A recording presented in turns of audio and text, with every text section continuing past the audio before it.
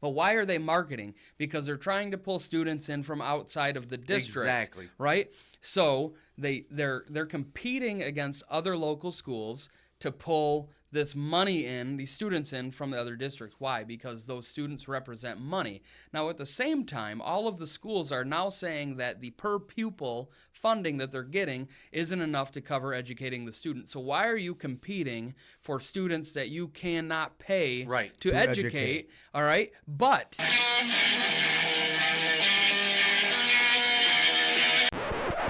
coming to you from the Taft Podcast Studio in the heart of JXN GOP headquarters, this is Stars, Stripes, and Straight Talk with Chris and Dave.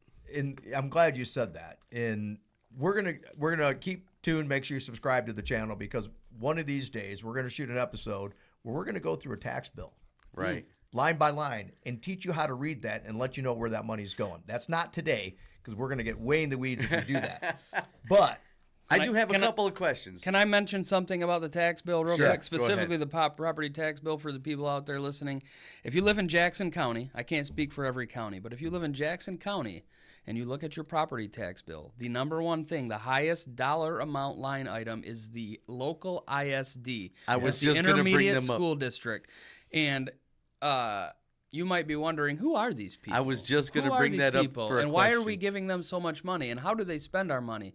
Something else for you to note is that's the only school district that you don't get to vote who's on that board. Exactly. There is a way to change that, but there's a loophole law that allows them to elect the intermediate school district board through the constituent school boards, Right. representation from the constituent what's school boards. crazy to instead me of about going to that the is public. what's crazy to me about that is not every school is represented on that ISD board.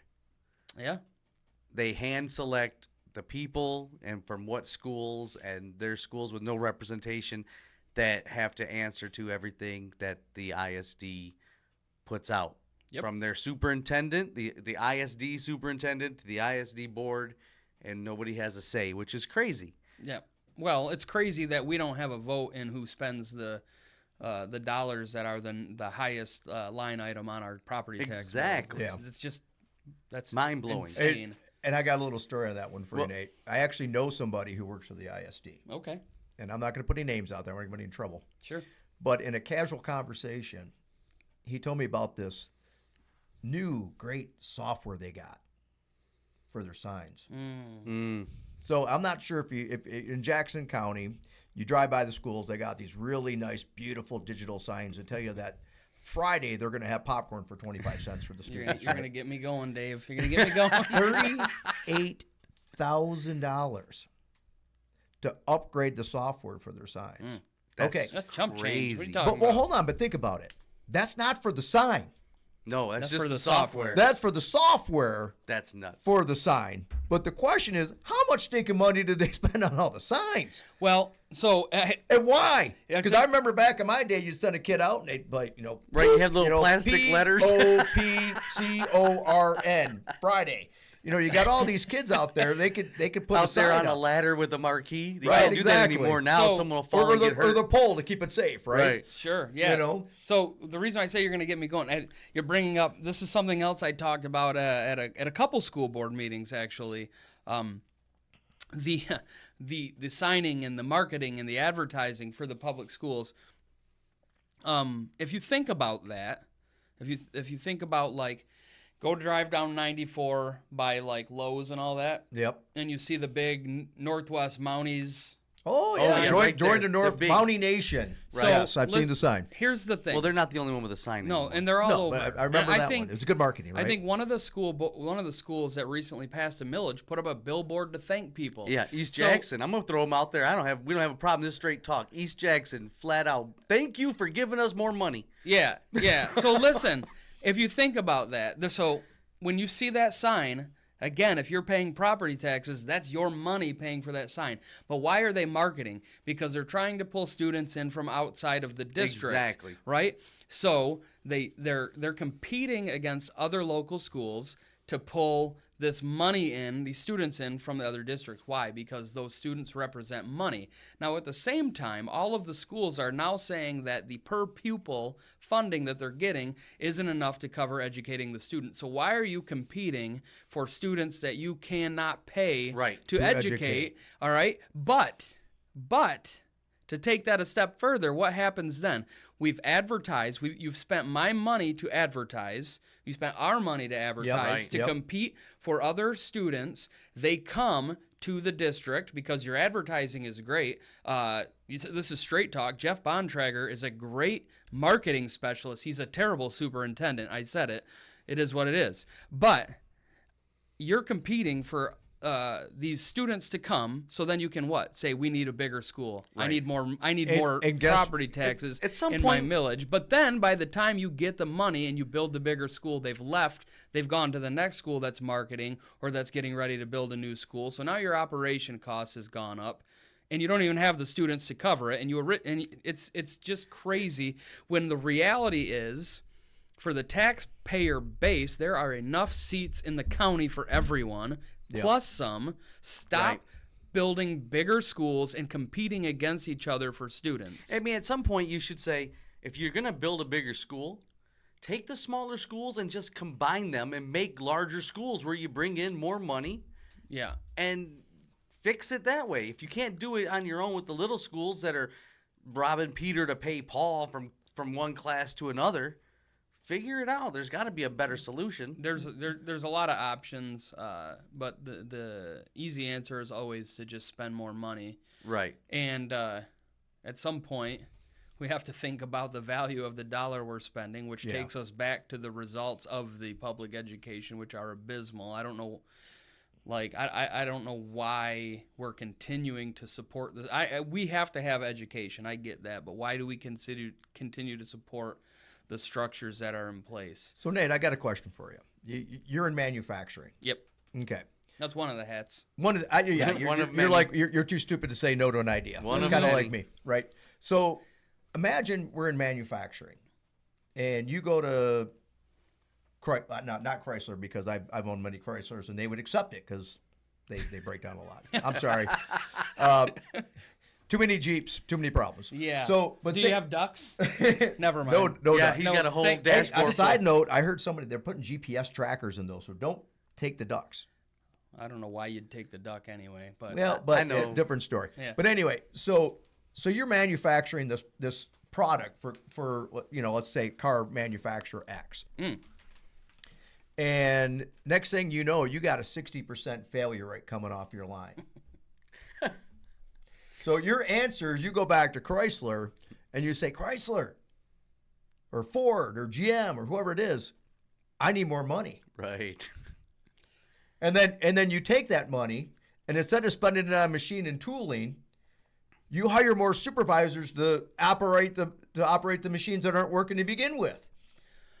How long is Chrysler or whatever company keep throwing money at you before they realize, wait a minute, you're not good at this. You're not producing the results you need to produce for me to continue to do business with you. So in the last time Northwest, that's my school district, the last time they asked for a millage, and they were marketing it as a zero net increase, which is, if you think about it, really easy to see through. But I went to the board meeting, and the speech that I gave there, I asked them, I said, hey, if you were investing in a company and the company was manufacturing some good, and the result they gave you was that they had an 80 to 85% on-time delivery. Like, they produced the product 80% of the time. In manufacturing, that would be called like your on-time delivery metric. That's important. It matters that Right.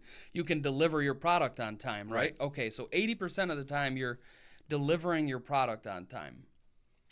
But let's say only 17 to 20% of the time does the product function as it was designed. Right. Is it doing the thing that it was supposed to do? That's the quality metric. Basically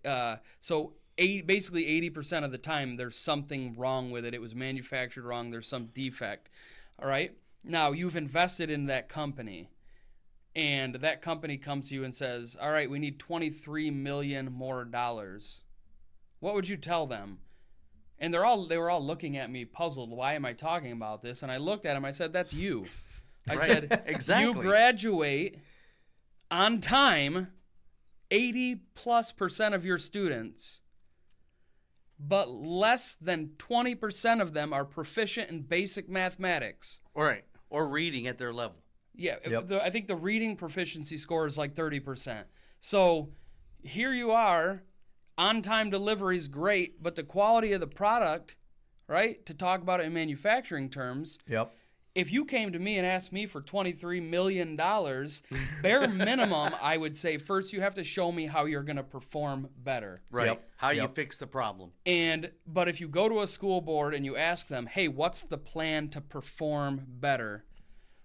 They look at you like, how dare you ask me that question? Yep. Well, it's because they don't have a clue. Well, the answers are all the same. You don't understand what's going on here. Well- The standardized testing isn't the right way to measure it. And my thought on that is it's the only one we have. We have to measure Right. something. Hey, it worked all the simple- way up until you guys started failing. The simple math is this.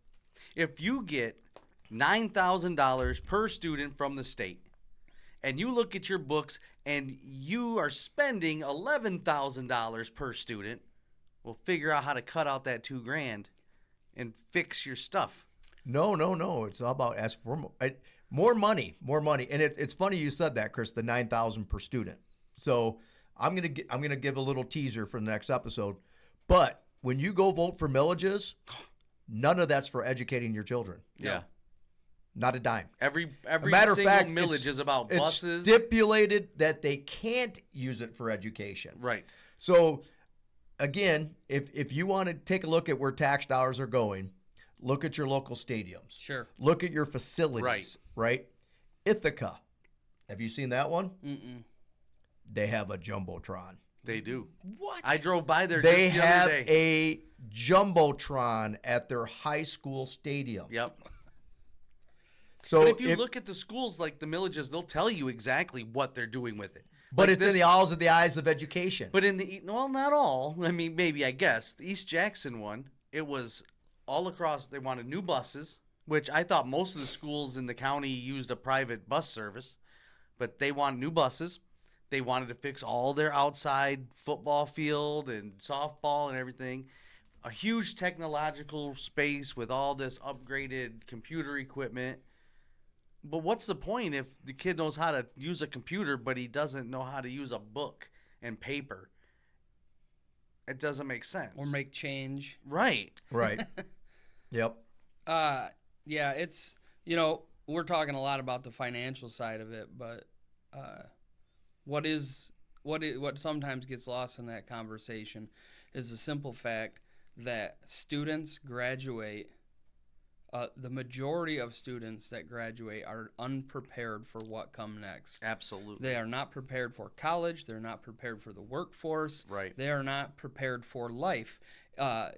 Even if you take college and workforce out of it, I mean, if you look at the environments within these school systems and the way that they treat these kids and the lack of discipline and I'm going to call out social emotional learning and the bubble that is, these kids come out of there completely naive to what the real world looks like. Absolutely. And it's like they can't function. And that's a disaster. Like we should be screaming from the mountaintops about that. We can talk all day about bringing business and manufacturing and all of these things to the United States. And I think I'll just come right out and say it. I think what Trump's doing is great, and I think it's going to work. And I do think we're going to see an increase in manufacturing, but there may be a real labor crisis, not because we don't have people, but because we don't have people that can function. Right. Exactly. And it's a real problem. Like very basic level function. It's very alarming what you see out there. You think it's based on all of the emotional, like you can't offend anyone. You got to play into all the delusions that people have, and even in a children's setting, in the school setting. Doesn't that change the way a teacher even can approach teaching? Absolutely. It reminds me of a question Dave had in another video. How do you teach sex ed with all of the socialization, like the transgenders and the non-binaries and the. Well, You delete the slide. well, you teach so we have to stop calling it sex education at this point. We have to call it reproductive Right. health or reproductive education, because at the end of the day, if you're talking about reproduction, you can leave all that out, because guess True. what? All Yeah. of those relationships and Yeah. all of those situations can't reproduce. So Yeah. no need to talk about it. So let's talk about the biology of what's actually going on. That's what people need to know. They Right. don't need to know any of that other nonsense. Right. There you go. So I So, mean, Dave, you going to retract your statement of please send me the information that you're teaching the kids because you wanted to know? I'm still curious. no, you should. Hey, you should ask them, and you should know that they're required to tell you. Yeah. But if you don't, if they're resistant, reach out. I might be able to get it Yeah. for you on the sly. You know what I Yeah, mean? hey, he knows people, Dave. I'm telling you. Oh, I know. I had a school question. I called him an hour and a half later. He's like, so this is what I found out. So yeah, he's one of I don't like to call you a activist, That's fine. but that's kind of what you remind me of, like Yeah. a school board activist. Yeah, to go back onto the previous point real quick, the social emotional learning. If people out there that are listening to this, if you don't know what that is, it sounds nice. It sounds like, oh, we're teaching. It's not. It's not. So we are teaching our children to be fragile. Yes. And to Yep. let their feelings guide their decisions and everything they do. That's no way to live your life. Your feelings should be dictated by what you do. What you do should not be dictated by your feelings. Right. That's you just can't live your life that way, but that's what they're being taught. And to add to that, to the academic problems and the poor performance on the proficiency scores, when you spend so much time, right, talking about things like that and spending time on things like that instead of actual instructional time on academic subjects that you should be teaching, right? This is again where you're trying to replace the parents and the churches and allow the school to just be to cover all the bases. That shouldn't happen. There are things Right. that should be learned at the school, and there are things that should be learned in the home. And there's a very, very distinct line there, I think.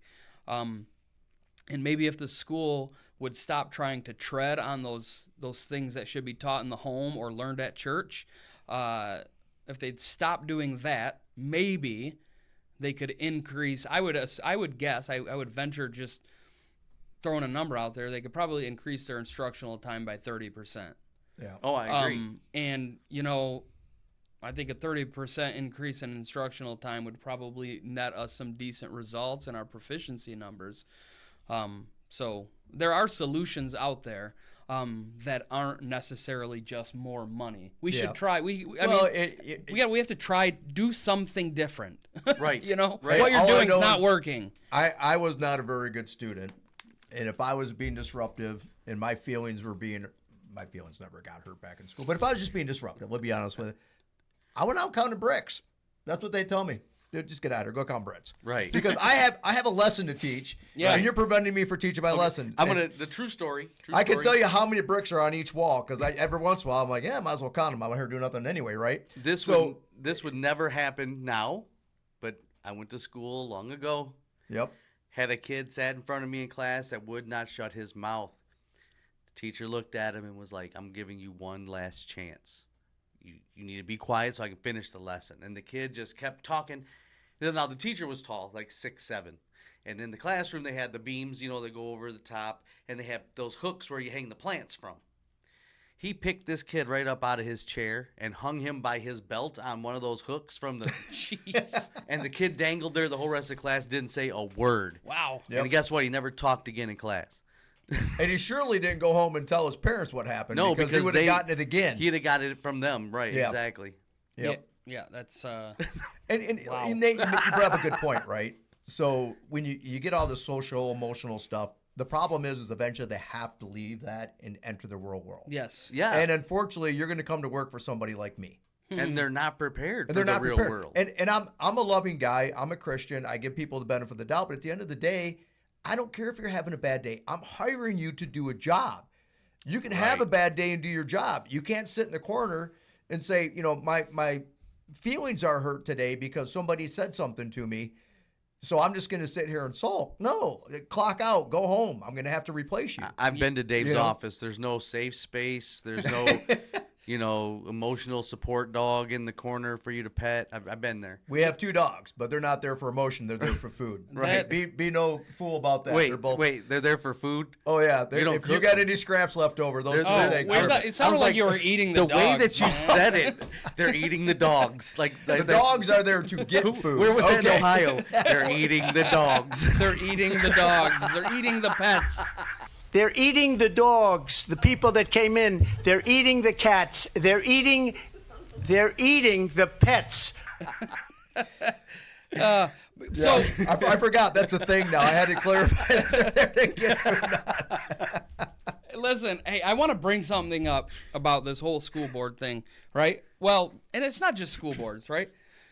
I started talking about like how I got involved in politics, and we've just Yep. we derailed on the school board thing, which is fine because I'm very passionate about That happens a lot here. Don't worry. and that's fine. But I want to I would be remiss if I didn't make this point. When I'm campaigning and I'm knocking on people's doors and I'm talking to people in the community, there's a lot of people that agree and are concerned.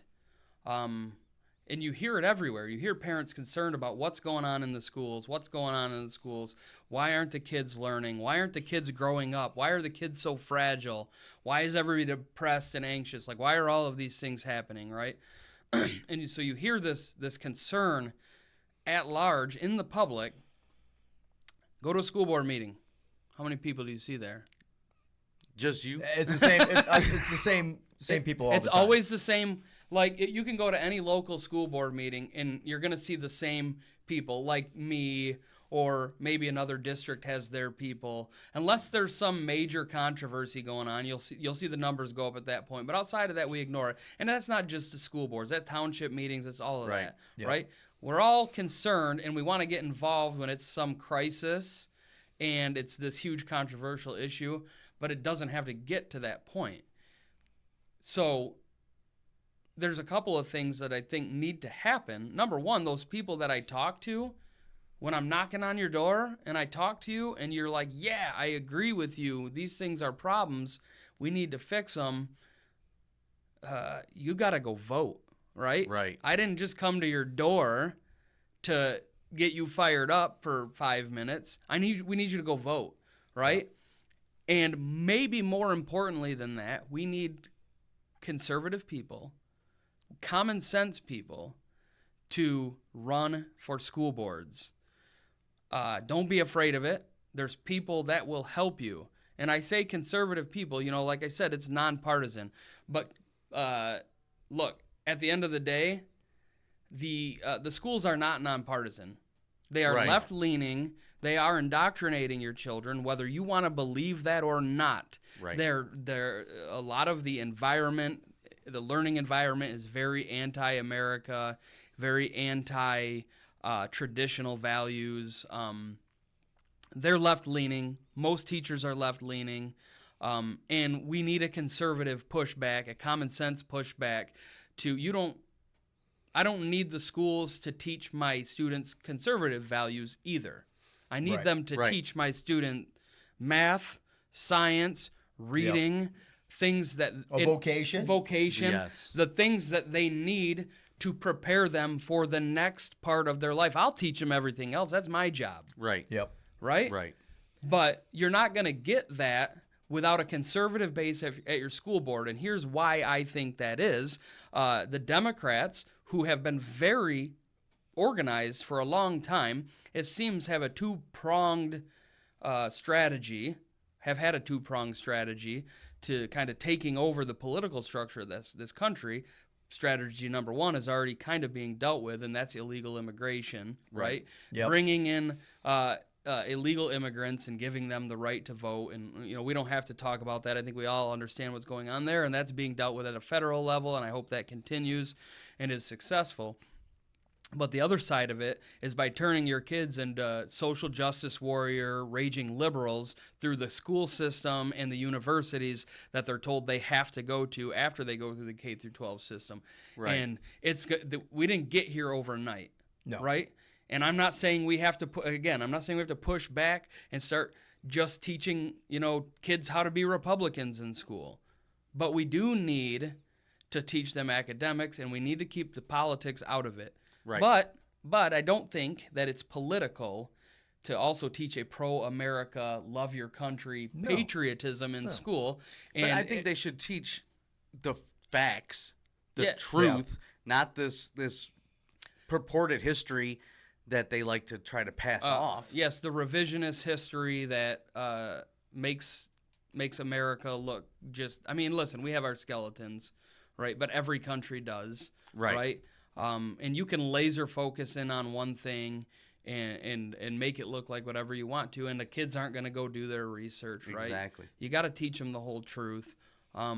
And the continuing oppression narrative, we got to stop teaching that, right? Right. And that's your So the question is, if it's such a crappy place, why aren't everybody immigrating to other countries? Why aren't we walking to Mexico? Why aren't we walking to El Salvador? Right. Why aren't people from the Middle East, why aren't we flocking to the Middle East that, so that we have to be converted to Exactly. Sharia law? Exactly. I mean, that's the thing is that, they're not teaching the opportunity and the freedoms that we have here. Right. And it's, that's a huge tangent. Well, get we off on, are but- running low on time, so Yes, Nate, we're about any last- out of time. Any last thoughts there? I have a lot of thoughts. I Well, you guess can always come back. we're on the show. definitely going to have you back. Yeah, Obviously, we got a lot of stuff. I got we can I got say a here. lot to say. We talked a lot about schools. There's a lot of other things I'm passionate about and I'm interested in. We have a lot. We got a fight ahead of us. We got a big election coming up in 2026. Right. And listen, if you think that you can't get involved and your involvement doesn't matter, that you have to stop. We need everybody. We need boots on the ground. We need everybody involved. Politics is still a grassroots operation. We need people at school board meetings. We need people running for school boards, townships at every level, and we need people out knocking doors and campaigning. Get involved. Now is the time to get involved, right? Yep. I was afraid for a while. I don't know if afraid is the right word. I didn't really know how to get involved. And I think I had this image in my mind of what an official Republican Party meeting might look like, and it was I kind of want to stay away from that. I'll do my own thing, but it's not what I thought it was, right? It's a lot of good, like-minded people that are willing to put in the work to get the things done that I care about, which is why I'm here and why I'm still here.